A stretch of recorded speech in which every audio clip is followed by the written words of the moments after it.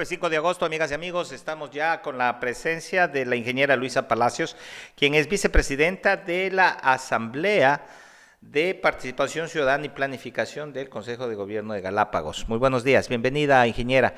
Quisiéramos empezar la entrevista justamente definiendo cómo se constituye esta Asamblea Provincial de Participación y Planificación Ciudadana y cuáles son las diferencias entre la Asamblea y la Junta Ciudadana, que justamente ayer tuvimos la oportunidad de entrevistar a algunos de sus actores. Buenos días. Buenos días, Giovanni y población de Galápagos. La Asamblea de Planificación y Participación Ciudadana nace en el 2014 mediante una resolución del Consejo de Gobierno. En ese entonces creo que estaba la ministra Tapia. Uh-huh. Y en julio del 2020, dada la necesidad de más actores dentro del área de la población, el Consejo de Gobierno del ministro Wright decide conformar esta asamblea. Esta asamblea está constituida por los representantes de los sectores productivos, elegidos mediante voto en urna, con padrón electoral y la presencia tanto de las entidades de control, de acuerdo a los diferentes sectores. En el caso del sector comercial, fuimos convocados y elaboramos un padrón electoral conjunto con el Consejo Nacional Electoral. Fuimos a urna, se conformaron listas a nivel provincial y Santa Cruz tuvo alrededor del 70% a nivel provincial. En eso participé como representante de la Cámara de Comercio y ganamos esta designación. De allí que soy la representante provincial del sector comercial. Y aparte de esto, también usted es como vicepresidenta. Sí. de esta asamblea, entiendo, ¿no? Esta asamblea de participación y planificación ciudadana está conformada por 32 miembros. Uh-huh. Tienen participación todas las instituciones públicas que funcionan en Galápagos, también el CEMPLADES, creo que ahora tiene otro nombre, los ministerios del ambiente, el Ministerio de Salud, tienen cada uno su representante que es delegado por la autoridad competente. Uh-huh. ¿Y cuáles son sus funciones? Ya una vez explicado qué es y cómo se conformó, sus funciones específicas, ¿cuál es su ámbito de acción en torno a la gestión de la planificación y de la participación ciudadana? El Consejo de Gobierno nos solicitó que trabajemos en la elaboración del Plan de Desarrollo Estratégico 2030. Lo hicimos mediante una serie de reuniones, entrevistas, encuestas, donde debimos ser el portavoz de nuestro sector. En mi caso, yo reunía al sector comercial en varias oportunidades para saber cuáles son sus necesidades, aspiraciones, qué cosas estamos necesitando y cómo nos queremos ver en el 2030. Uh-huh. Y cómo desde el sector comercial podemos alcanzar los objetivos de desarrollo sostenibles para la provincia. Esa fue mi función. Una vez conformada esta asamblea, dentro de la sesión se estableció realizar los reglamentos, los estatutos de esta asamblea, en la que se determinó que debería tener una vicepresidencia que debe ser de parte de los representantes de los sectores productivos. Porque la presidencia, entiendo, tiene que siempre ocupar la máxima autoridad. La máxima autoridad de Galápagos, en este caso el ministro presidente. Él es el presidente de la asamblea.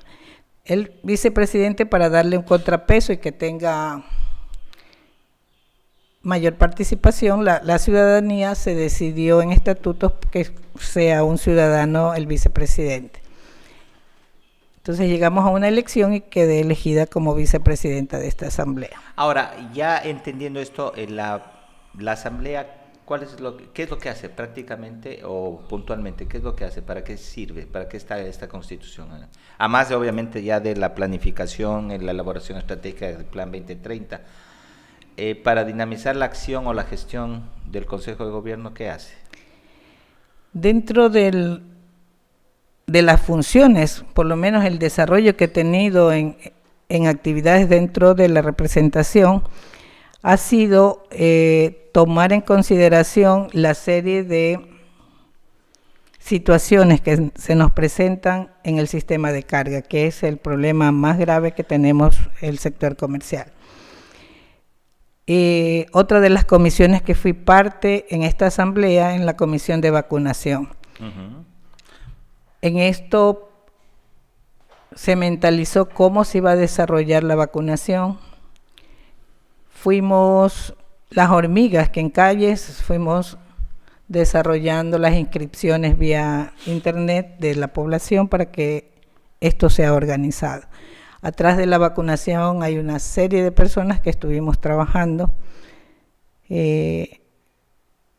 para que la población conozca de primera mano la información, tenga la confianza de que ese es el camino para tener una mejor resguardo contra el COVID. Antes de empezar, y ya justamente para hablar de la parte que nos convoca, el tema de cómo está funcionando actualmente el sistema de carga y qué es lo que se debe hacer urgentemente para cambiar, quisiéramos aclarar, entonces, las juntas ciudadanas vienen desde un proceso participativo social, diríamos que se activó, como ayer lo indicaron José Luis Herrera y Jairo Gusqui, en función de una necesidad de la población de contar con representantes de los diferentes sectores agrupados, y este colectivo pues fue tomando peso. En el caso de la Junta de Planificación, de la Asamblea de Planificación, que eso es justamente lo que yo quería definir para que la comunidad no se confunda, es, digamos así, un colectivo organizado determinado por ley que tiene unas funciones específicas para ayudar a la planificación regional en este caso y la participación, que determina la participación social. ¿Estoy en lo correcto, Luis? De acuerdo. La otra parte que tenemos como representante de los sectores en esta asamblea es ser vigilantes de los procesos que hagan las diferentes instituciones públicas dentro de la provincia. Así es. Bien, una vez entendido esto, amigas y amigos, lo importante es ahora sí ver y entender cómo es que funciona el sistema de carga, qué llamamos el proceso de sistema de carga, lo que ha ido cambiando desde hace años. Ustedes recordarán, se hundieron varios barcos, se tuvo que cambiar el sistema de paletizado a containers, y luego aparecieron las famosas operadoras, ¿no? Las consolidadoras, o no sé qué término también se usa, pero que son las que empezaron a trabajar como intermediarios de la carga directa, que antes era mucho más, digamos justamente la redundancia directa, entre la persona iba al muelle, entregaba la carga al barco, el barco venía y se desestivaba aquí en el muelle. Ahora esta intermediación, que es supuestamente la operadora que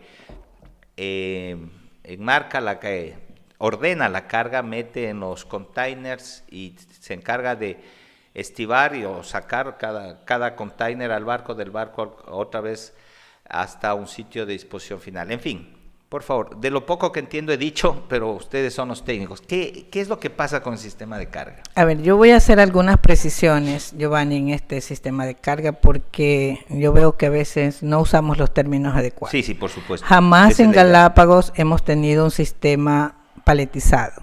Nosotros teníamos un sistema al granel de carga suelta. ¿Sistema al granel? Sí. Okay. ¿Por qué es esto? ¿O cómo funcionaba esto?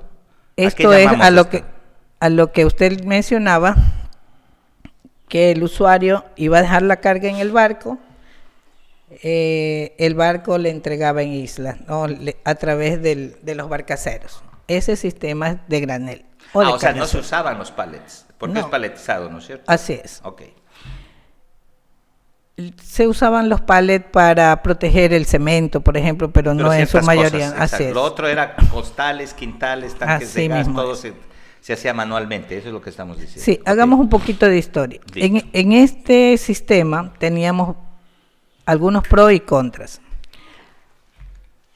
Sí, Los pros, devolución inmediata de las pérdidas entre lo que era el barco y los comerciantes, ¿no? Uh-huh. Otro pro era que teníamos varios barcos, entonces esta competencia lograba una tendencia de tener mejores precios en la transportación. Y los tiempos de cada ciclo de carga eran más cortos, entre 8 días por barco. Sabíamos exactamente que entregábamos la carga un día miércoles y a más tardar en 7 días o 10 días teníamos nuestra carga ya en bodegas en los almacenes. Como contras, ¿qué podemos tener? Porque no todo es perfecto. Ahí teníamos bastante maltrato de las mercaderías, obviamente por estar al granel, sometidas a la intemperie a veces. Claro, ahí es se que mojaba, se dañaba la carga, uh-huh. Sí, justamente venía, y dependiendo, si es que uno ya llegaba al último el barco, ya lo que tocaba poner encima, exacto, no se podía un poco controlar. Desordenado, pero muy rescatable porque no se perdía nada, uh-huh. Muy rescatable, la gente muy honorable en este sistema. La Bahía Academia, entre los contras a mi entender, la Bahía Academia se congestionaba, era un espectáculo no muy agradable uh-huh. hacia el turismo, ¿no? Y por supuesto el riesgo, y lo vivimos, este riesgo de que por tener estos barcos un poco antiguos, nos pasó que se hundieron, muchos de ellos, y de lo cual uno de ellos ni siquiera ha pagado, dos de ellos, ni el Paola, ni el barco de la señora Guerrero, ha pagado las pérdidas que tuvieron los comerciantes en esos años. ¿Por qué no ha pagado si se supone que eso está asegurado? Desconocemos, necesitamos información. Por tener un siniestro en el Fusion en el año 2019 y para evitar que se pierda esto, he tomado acción sobre esa pérdida. De aquí estoy con las pérdidas del barco Manantial, que eso fue 2018, y estamos en juicio, ya se presentó la demanda respectiva porque ellos no quisieron arreglar por las buenas. Perdón, el barco Paola y el barco de la señora... Sí, creo que se llamaban... ¿Cuál era? De la señora Guerrero. Galapagos. Okay. Entonces, todas esas cosas van quedando como historia del sistema de carga. Ahora, en vista de que los barcos se hundieron, no teníamos transportación, se trajo en palet, allí sí en la barcaza Tatita hicimos un experimento, pero fue muy, en algunas situaciones hubo pérdidas de mercaderías, en otras daños de mercaderías, pero ayudó al fin que teníamos el abastecimiento de las islas. ¿En qué año fue el experimento? 2014, creo. Allí nace el sistema de contenedores. ¿Quién propone eso? El sistema de... No, el sistema de contenedores fue implementado por el ministro Eliezer Cruz, exacto. En este... Okay, perdón, estaba con el micrófono. Justamente, perdón, les explicaba, estaba con el micrófono apagado, me explicaba justamente de quién, en qué administración se hace la implementación del sistema de containers, ¿no? Esto estamos hablando de que es en la época de Eliezer Cruz. Sí, okay. Cuando el ministro Eliezer Cruz estaba en funciones, se inicia este sistema de contenedores, y aquí sí quiero recalcar, yo recuerdo que en televisión, que teníamos un canal de televisión en esa época, el ministro Cruz dio cómo se debía funcionar o debería acceder al servicio del sistema de carga. Y si uno cumplía con esto, podía tener una mejor atención, y esto funcionó muy bien. ¿Qué logró con este sistema de contenedores? Primero, el abastecimiento de las islas. Teníamos la certeza de que entregábamos la carga en un día y llegaba al día en que nos ofrecía el prestador del servicio. Creo que la empresa se llamaba Tex Marítimo. Fue un servicio tan óptimo que ni siquiera, por lo menos yo no conozco a los dueños de la empresa, porque todo funcionaba tan bien que depositábamos en el banco, nos mandaban la factura, entregábamos retención y nos llegaba la mercadería a la puerta del almacén. ¿Pero qué pasó? ¿Por qué lo quitaron? Desconozco las razones por las que el dueño de esta Tex Marítimo dejó de darnos el servicio. ¿Qué trajo este sistema? Bajó un costo del transporte en un 18%, excelente trato, buen servicio, duró pocos meses, pero allí teníamos el cuco, ¿no? Que era una sola empresa que prestaba todo el servicio. La empresa se dedicaba a recibir la carga y entregarnos en el sitio. Tenía barco también, un barco bastante grande. Para mí fue un sistema óptimo de servicio. Aquí empezamos el Vía Crucis. Una vez que Tex Marítimo abandona la operación, se decide poner la OPCG, el sistema, una operadora de carga logística para Galápagos. Y empieza el Vía Crucis porque, por tener estas particularidades de Galápagos, la empresa RFS, que fue la contratada para hacerlo, al tener el desconocimiento, pues tuvo algunos errores que nos llevaban a hacer los reclamos formales, y ahí sí ya empezamos a conocer a los prestadores del servicio, porque el servicio no era eficiente. O sea, si entendemos aquí un poco, Luisa, el tema de los containers y el primer sistema implementado, según tengo entendido aquí, el Tex Marítimo, funcionó tan bien que tal vez fue una amenaza para todas las personas o para las empresas, o había... Lo que no logro entender es quién pone en contra este servicio para que se deje de dar, que es algo irónico. O sea, mientras más se esfuerza por ser el mejor, es un óptimo, digamos, y le quitan. O sea, desconozco, no tenía actividad, no estaba dedicada exclusivamente a mis labores particulares, no tenía ninguna identificación con gremio ni nada. Entonces desconozco qué pasaba, solamente como usuario de que recibí un buen servicio y que de pronto desapareció. Pero aquí estamos hablando de que ellos eran los dueños del barco y el dueño de la operadora, digamos. Así es, era servicio completo. Todo, cogía, ponía en el barco y ella consolidaba y desconsolidaba, en otras palabras. Así es. Allá en Guayaquil y aquí en Galápagos. Ok, este es un punto de partida, tenemos ahí, y esto cambia, sea por política o lo que sea, y cambia o sea, divide. Se crea una empresa que hace el tema de ¿cómo sería? De consolidación de carga. El tema de operar. A ver, el operador portuario, ¿qué es? Un operador portuario es la empresa que realiza servicios de carga, incluyendo manipulación, almacenaje, entrega, recepción, porteo, traslado, acopio, carga y descarga. Estiva, llenado y vaciado de contenedores, paletización, almacenamiento temporal y todo tipo de movilización de las mercaderías o los contenedores entre el buque y tierra o dentro del puerto y viceversa. Este operador portuario es al que se le dice que es... el OPCG. El OPCG. Ok, perfecto. Bueno, tratemos de ser... estamos siendo muy explicativos porque queremos que la comunidad entienda en su conjunto, paso a paso, qué son, porque a veces como que sobreentendemos los temas, pero no alcanzamos a verlos directamente, y eso es lo que crea confusiones, y sobre todo queremos ver hasta dónde están nuestros derechos vulnerados o hasta dónde debemos de exigir por parte de la ciudadanía hacia justamente estas operadoras.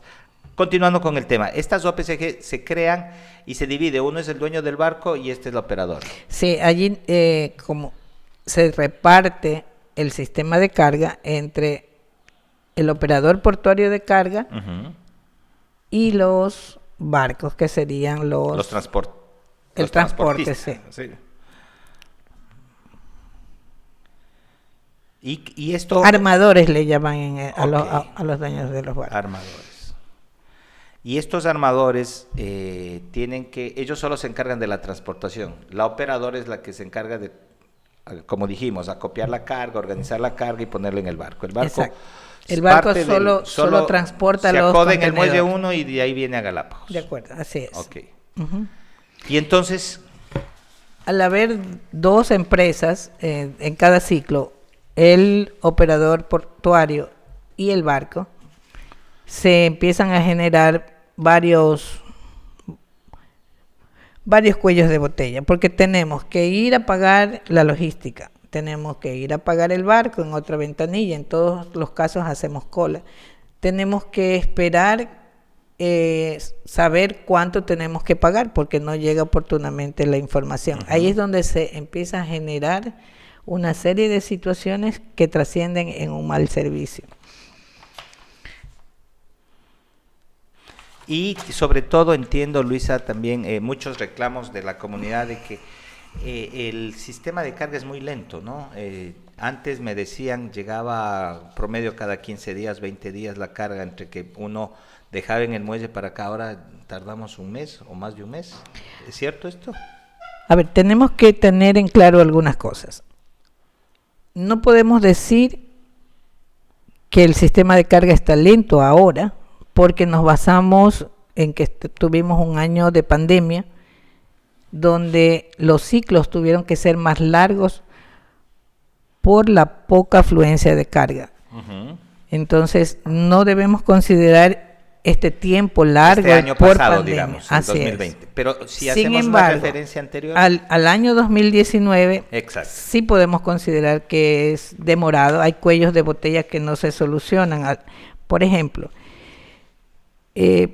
pero antes de ahí, yo creo que debemos seguir en orden. Estábamos en un orden. Estamos de que cuando empezamos a tener los problemas con este sistema de carga, cuando nace esta división, barcos y logística, allí nacen los problemas. ¿Qué resulta? En que hemos tenido ya 3 operadoras de carga, RFS, Panismar y Logisgala. ¿Qué cosas son las que se están repitiendo? Las intersecciones, las 3 puestas a dedo sin haber hecho un concurso que nos permita establecer quiénes pueden dar un mejor servicio. Entonces, esto es lo primero que debe observar el Consejo de Gobierno para tomar decisiones. Pero en este momento contamos con la peor empresa que haya prestado los servicios para Galápagos, que es Logisgala. O sea, de estas 3 últimas que estamos refiriendo, RFS, Panismar y Logisgala es la que peor servicio está prestando. ¿En qué se basa para decir eso? Tengo yo hecho un resumen, Giovanni, de todas las cosas que ha pasado. Yo tengo aquí un informe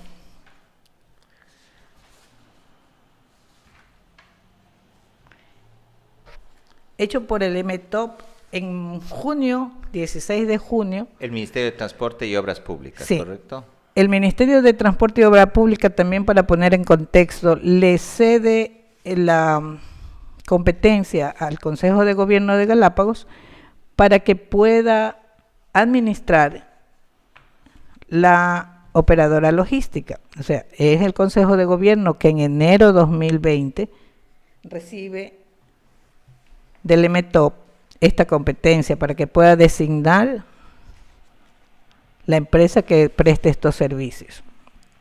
Sin embargo, esta delegación de competencia no deja sin administración también al MTOP, que debe estar vigilante de que se cumplan las normativas, que esté dentro de los dispuestos en las leyes marítimas y portuarias. O sea, sigue haciendo su papel de verificación e inspección.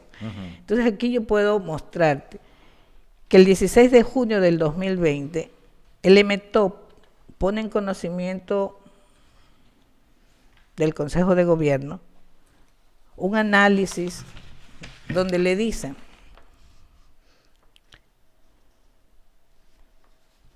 que esta operadora, por ejemplo, aquí tengo requerimientos y cumplimientos documental de la OPCG. Logis-Galan en el cuadro personal operativo contratado con el que presta los servicios portuarios. En el casillero de verificación de cumplimiento dice, no se pudo verificar la nómina del personal operativo portuario ni planilla de afiliación al IES, asimismo el carné marítimo portuario de ese personal. Esto lo dice en junio 2020 y yo le puedo mostrar otro informe a julio 2021 que seguimos con el mismo cuadro personal operativo que la empresa no cumple.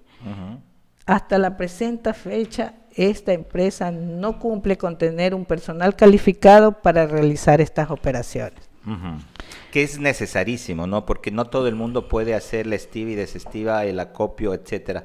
Tienen que tener normas, tienen que saber clasificar la carga, tienen que saber qué tipo de carga va en cada contenedor para garantizar la seguridad. Inclusive por esto creo que hubo un conato de incendio en uno de las... Que es lo básico, así mismo es. No saben leer las etiquetas.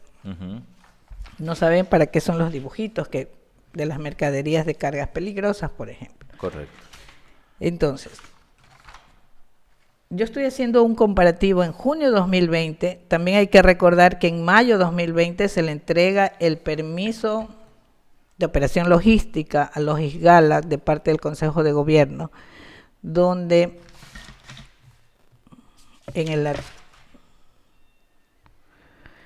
debo puntualizar de acuerdo a este permiso. Bueno, mientras la ingeniera busca la información puntual, lo que estamos evidenciando es que, y yo apenas empecé este proyecto informativo, entiendo alrededor del mes de marzo, creo yo, si no fue marzo o abril, vino la subsecretaria, no teníamos televisión todavía, estamos hablando de febrero, marzo, ¿no? No, marzo fue. Sí, febrero, marzo, que vino la subsecretaria, inclusive del Ministerio de Obras Públicas y Transporte, que ella personalmente se verificó que no se cumplían con las normas técnicas ni operativas, la infraestructura requerida incluso para los sitios de disposición de las mercaderías tampoco cumplían con varios de las medidas tanto de seguridad como de sanidad, etcétera. Y esto obedeció a que deje un informe. ¿A quién se le demandaba para que se cumpla esto y la operadora en este caso haga lo que debía hacer? Todos los informes de subsecretaría han sido enviados al ministro Dorman Wright y a la secretaria técnica. O sea, puntualmente el Consejo de Gobierno era el que debía exigir que se cumpla. Así es. El EMETOP debería decir esto está bien, esto está mal, ¿qué debe empezar a hacer? Ahora, si no hace la operadora, ¿cuál es el paso a seguir? No hace caso, por decirlo menos. No hace caso. El Consejo de Gobierno debe tomar la dura decisión de buscar una nueva operadora de carga que cumpla con las normativas vigentes. ¿Por qué se demoró por qué se demora el Consejo de Gobierno en tomar estas decisiones? Tal vez el temor a que la operadora diga ya no, entonces yo dejo de hacerlo. ¿No hay otras operadoras? Todos creo debemos ponernos en los zapatos del ministro. El ministro apenas tiene 40 días creo de funcionando. Sin embargo, desde su primer día de gestión hemos estado trabajando en conjunto. Es bastante información que debe tener conocimiento. Existen suficientes informes donde se narran cada uno de los incumplimientos de parte de esta logística. Yo no quisiera dejar pasar por alto. Por ejemplo, uno de los incumplimientos, uno de los tantos, son con los aparejos. Los aparejos. ¿Qué es un aparejo?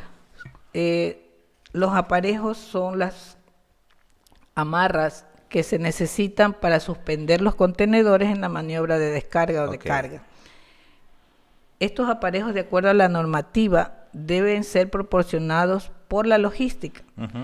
Durante muchos meses se le dijo al anterior Consejo de Gobierno que no cumple, y están los informes.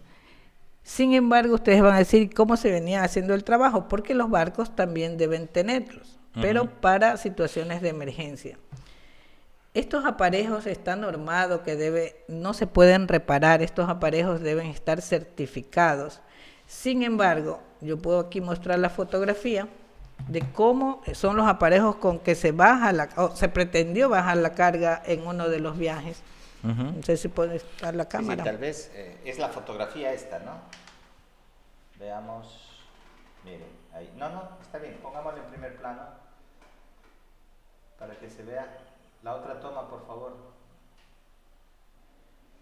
La toma de cerca. Eso. Perfecto. Eso es el tipo de aparejo, lo que estamos diciendo, el tipo de anclaje, de amarre. ¿Y qué se puede evidenciar aquí para la gente que no sabemos de esto? Está roto. Está roto. O sea, eso crea un grave riesgo. Así es, de pérdida de vidas, inclusive Depende, porque... correcto, y la manipulación, un container que le caiga encima a una persona se muere. Sí. O Entonces, también esto no hay lo ha peligro cumplido de la carga. Sí. y tenemos un incumplimiento de alto riesgo por ser instrumentos y herramientas y objetos necesarios para maniobras de embarque y desembarque. Esto se ha venido reiteradamente solicitando a la empresa que cumpla. Le explico, Giovanni, estos aparejos deben ser certificados y debe por una empresa dedicada a esto, ¿no? Sin embargo, la OPC recibió de parte de la Subsecretaría de Puertos la disposición de que le presente los certificados en 24 horas. Y la OPC presentó un documento sin firma, sin sello y de una empresa que ya no existe, con una empresa que no tiene la matrícula portuaria y el RUC está cerrado. Entonces, ante estos incumplimientos, no podemos permanecer con esta logística. Le pido al señor ministro de Galápagos, que tiene suficiente material para poder dar por terminado el contrato de operación con esta logística, pues en uno de los puntos del contrato de operación dice claramente que debe sujetarse a todas las peticiones que le hagan la autoridad portuaria pertinente. O sea, para ser claros, un poco lo que estamos determinando es que la operadora actual logística no cumple ni con los parámetros técnicos, ni con las medidas de seguridad, tampoco cumple con el tema de personal adecuado. Tampoco. Y finalmente no ha hecho caso a las certificaciones que se le ha solicitado. Yo al hablar del Consejo de Gobierno no hablaba del actual ministro, de Joan Sotomayor, obviamente él está recién en el cargo, pero estamos hablando de que esto viene del 2019, 2020, 2021, esto debía hacerlo Norman Wright. En el 2020 se contrató, esta empresa tiene aproximadamente un año y 2 meses. En funciones. Le estamos diciendo, desde el día en que contrataron a esta empresa, los comerciantes en reunión vía Zoom, porque estaba prohibido las reuniones, le dijimos al Consejo de Gobierno que no estábamos de acuerdo con la selección de esta empresa, que por mucha emergencia que hayamos tenido, era el momento de poner de acuerdo a la hoja de ruta que habíamos establecido con este Consejo de Gobierno y habíamos trabajado meses en determinar los pasos a seguir para evitar tener una operadora logística que no cumpla con las necesidades de Galápagos, porque tampoco Panismar cumplió, tampoco Panismar fue producto de un concurso público transparente, fue puesta a dedo por la ministra Tapia. Pero entonces ya ha hecho el problema, ya afrontado la problemática, hay que tomar decisiones. Ahora le compete al nuevo ministro gobernador Joan Sotomayor tomar las decisiones del caso que se necesitan, pero urgentemente, entiendo. Así ustedes es. Están aportando. Ahora yo quisiera saber, Luisa, cómo ustedes como sector también están aportando. No es solamente evidenciar el problema.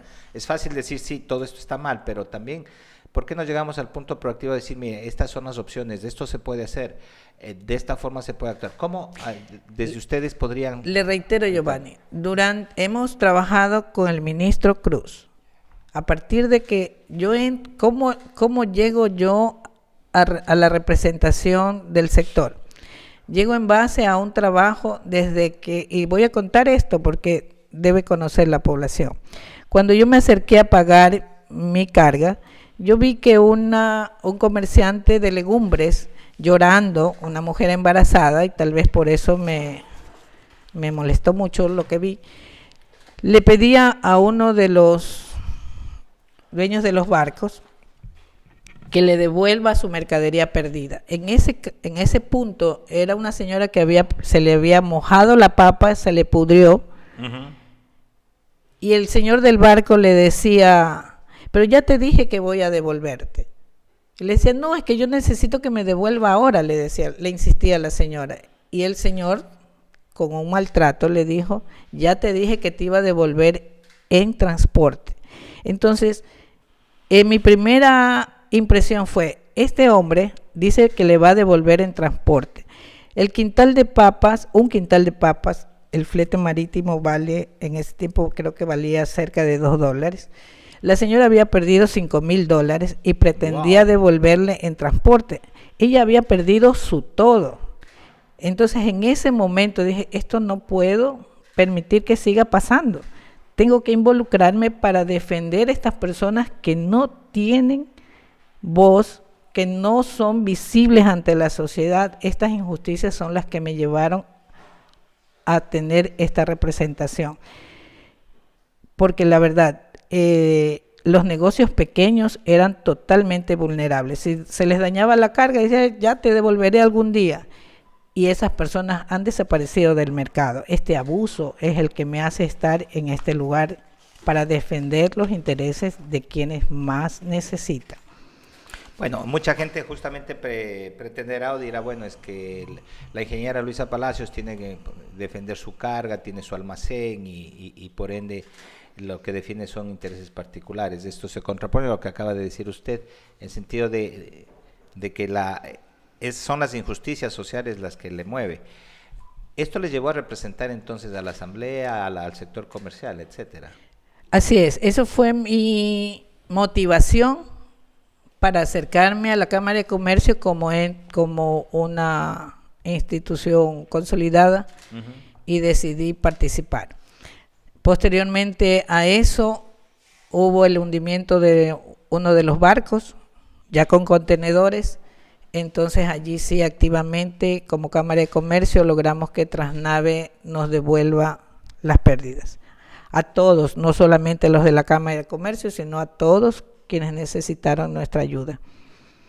Bueno, hablado esto, entonces, ¿qué se podría hacer ahora? ¿Cómo ayudarle al ministro de Gobierno a tomar una decisión oportuna? Y sobre todo, como insisto, cómo hacer, qué alternativa darle, porque más allá de que esta actual operadora esté o tenga estas deficiencias, ¿qué hacer? A ver, lo que se debe hacer es lo que ya hemos venido trabajando, le comentaba Giovanni, con el ministro Cruz, con la ministra Tapia, con el ministro Norman. En todas las ocasiones nos hemos sentado, Cámara de Comercio Santa Cruz, a hacer hojas de ruta y yo le puedo mostrar todos los años con los mismos problemas, pero este último año ha sido el peor. ¿Cuál es la hoja de ruta? Establecer, porque tampoco podemos amanecer con un muelle de carga de aguas profundas. Eso en un país que no tiene recursos no lo va a poder hacer llámese como se llame el ministro. Entonces, conscientes de esta realidad y de la particularidad que tiene cada isla, porque Isabela tiene una realidad, Floriana tiene una realidad, Cristóbal tiene una realidad y Santa Cruz, y todas estas son distintas las necesidades de carga. Entonces tenemos que sentarnos a hacer un plan a largo plazo, pero en la inmediatez necesitamos cambiar a la operadora. Y para cambiar a la operadora hay que buscar una operadora que sepa hacer el trabajo, que tenga capital de trabajo para atender cualquier emergencia o devolución que deba hacerla y evitar los perjuicios a los comerciantes, que sepan hacer el trabajo, sobre todo eso, a través de un concurso público, con los requerimientos, con los TDRs que se llaman ahora, que ya los hicimos con el ministro Norman y que no se cumplieron. Por eso nosotros rechazamos a esta operadora desde el día en que la posesionaron. Ahora, ¿existen en el mercado, operadoras que estarían dispuestas a tomar esta operación? Sí, Sí, tenemos tantos puertos. Ecuador es un país con muchos puertos. Bueno, Tenemos- aparte de que usted mencionó al inicio de que había algunas operadoras en este tema, que la primera, Tex Marítimo, por ejemplo, es la primera que dijo, luego la RFS. RFS, Panismar también que han participado. O sea, es decir que sí podría abrirse un concurso nuevo, digamos, Así es, sí. donde puedan participar. O sea, sí existe en el mercado la oferta suficiente como para garantizar que Tenemos- se midan el... Tenemos, yo creo que de los desastres hay que buscar la oportunidad. Tenemos la oportunidad y ya como hemos transitado por este vía crucis de las operadoras logísticas, podemos sacar unos términos de referencia que garanticen, si se cumple con eso, que se garantice un buen servicio al usuario. Porque aquí no es cuestión de los comerciantes. Señores, en el sistema de carga de 100 usuarios, 90 es la población y 10 es el sector comercial. Aquí no estamos viendo por intereses privados, es interés de la población en abastecimiento. Si usted sale a la calle y se pone a preguntar, ¿usted usó el sistema de carga? Y podemos ver en las listas de quienes embarcan que es la población la que usa el sistema de carga en su mayor volumen. Muchísimas gracias, Luisa. La ingeniera Luisa Palacios ha estado con nosotros como representante de la Asamblea de Participación Ciudadana y de Planificación que actúa frente al Consejo de Gobierno, sobre todo representando al sector comercial. Ha hablado y hemos podido compartir, espero que hayamos sido lo suficientemente claros, explícitos en cuanto a lo que es la operación de carga y lo que significa y lo vital que es para el desarrollo económico de cada una de las islas. Ingeniera, palabras finales, por favor. Sí, quisiera dejar un mensaje. Con el ministro Joan Sotomayor el día domingo, en reunión con los sectores productivos, nos dio una grata noticia. Una de las cosas que siempre hemos buscado es que se cumpla la ley.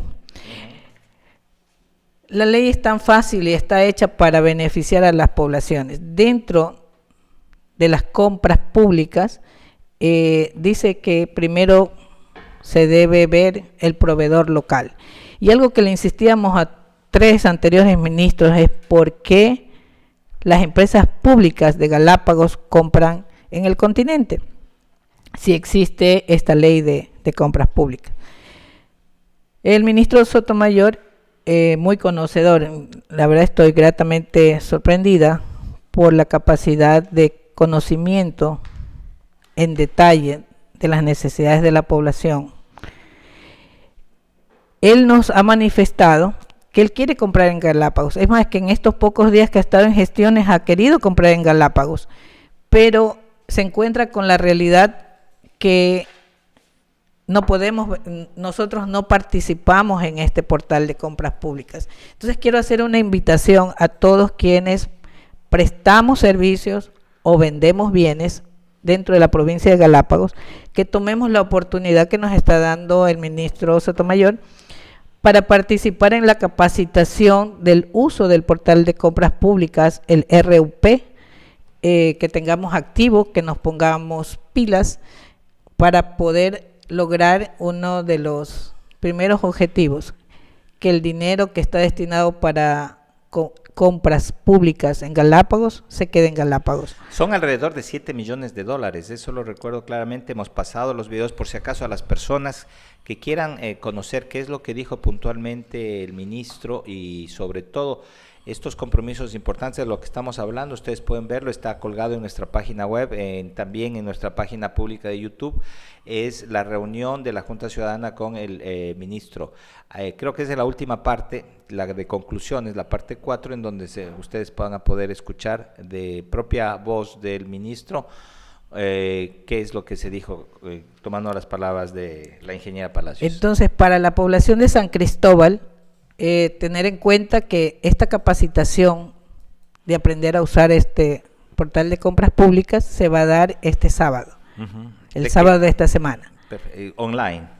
Online, sí. Pero allá en San Cristóbal hay un lugar, ya les digo, por favor, que me parece a mí muy importante. Ya les digo el lugar preciso en San Cristóbal donde se va a hacer esto.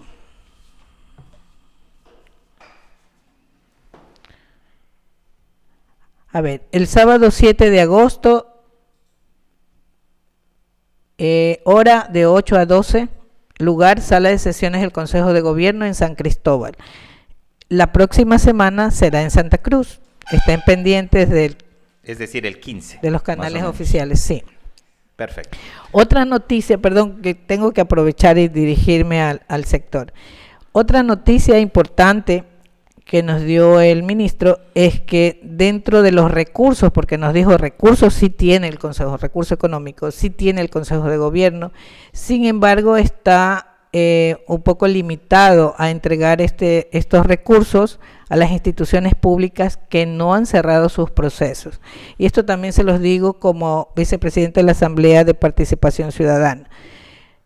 Una de las funciones fue analizar los proyectos que daban las instituciones públicas y vimos también que hay algunos, creo que 21, si mal no recuerdo, que no han sido cerrados. Entonces el ministro ha tomado la decisión de no entregar más recursos mientras no se cierren estos procesos. Sin embargo, los recursos que están destinados para el Consejo de Gobierno se quedarían sin usar. Es así que él ha decidido trasladar la oportunidad a la población civil organizada, debidamente organizada a través de asociaciones, gremios, fundaciones locales de Galápagos, a presentar proyectos que vayan en beneficio de la comunidad a través de las diferentes plataformas que tiene el Consejo de Gobierno. Ellos tienen formatos para la presentación de estos proyectos.